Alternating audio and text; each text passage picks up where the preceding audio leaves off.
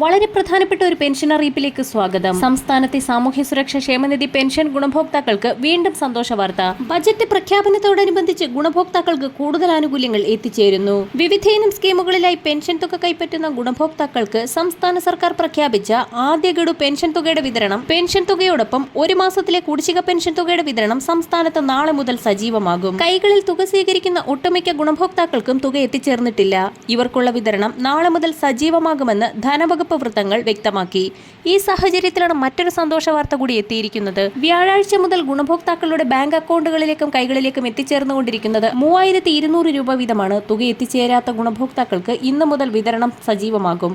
വിവിധ സ്കീമുകളിലായി പെൻഷൻ തുക കൈപ്പറ്റുന്ന 27 ലക്ഷത്തോളം വരുന്ന ബാങ്ക് അക്കൗണ്ടുകളിൽ തുക സ്വീകരിക്കുന്ന ഗുണഭോക്താക്കളിൽ 200 മുതൽ 500 രൂപ വരെയുള്ള കേന്ദ്രവിഹിതം മുടങ്ങിയിട്ടുള്ള ഗുണഭോക്താക്കൾക്കും തുക എത്തിച്ചേരും.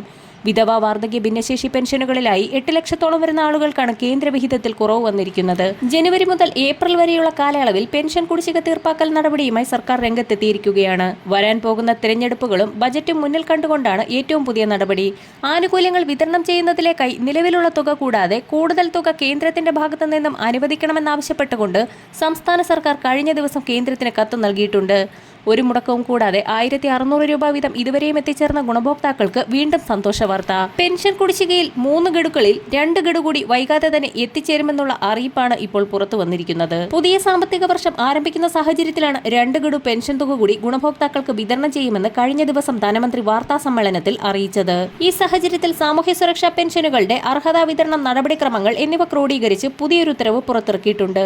വാർഡ് തല പരിശോധനകളുടെ ഭാഗമായി തയ്യാറാക്കപ്പെട്ട ഏറ്റവും പുതിയ വിതരണ ലിസ്റ്റിന്റെ അടിസ്ഥാനത്തിലാവും ഇനി പെൻഷൻ തുകയുടെ വിതരണം. പെൻഷൻ അർഹതപ്പെട്ടവർക്ക് മാത്രം വിതരണം ചെയ്യുന്നതിന്റെ ഭാഗമായി സർക്കാർ ജോലിയിലിരിക്കുമ്പോഴും ക്ഷേമ പെൻഷൻ വാങ്ങിയ ആരോഗ്യവകുപ്പിലെ 373 ജീവനക്കാർക്കെതിരെ കൂടി വകുപ്പ് തല നടപടികൾക്ക് നിർദ്ദേശം നൽകി. ഇതോടൊപ്പം തന്നെ വിധവ, അവിവാഹിത പെൻഷനുകളും നിരവധി ആളുകൾ അനധികൃതമായി കൈപ്പറ്റുന്നതായി സർക്കാരിന്റെ ശ്രദ്ധയിൽപ്പെട്ടിരിക്കുകയാണ്. ഇത്തരത്തിലുള്ള പെൻഷൻ ഗുണഭോക്താക്കൾ പുനർവിവാഹിതരല്ല എന്ന് തെളിയിക്കുന്ന സാക്ഷ്യപത്രം അതത് വാർഡംഗങ്ങളുടെ കൈകളിൽ നിന്ന് വാങ്ങി സമർപ്പിക്കണമെന്ന നിർദ്ദേശം ചില തദ്ദേശ സ്ഥാപനങ്ങൾ നൽകിയിട്ടുണ്ട്. നിർദ്ദേശങ്ങൾ ലഭിച്ചവർ മാത്രം എത്രയും വേഗം തന്നെ പെൻഷൻ അനുവദിക്കപ്പെട്ട തദ്ദേശ സ്വയംഭരണ സ്ഥാപനങ്ങളിൽ ബന്ധപ്പെട്ട സർട്ടിഫിക്കറ്റുകൾ സമർപ്പിക്കുക.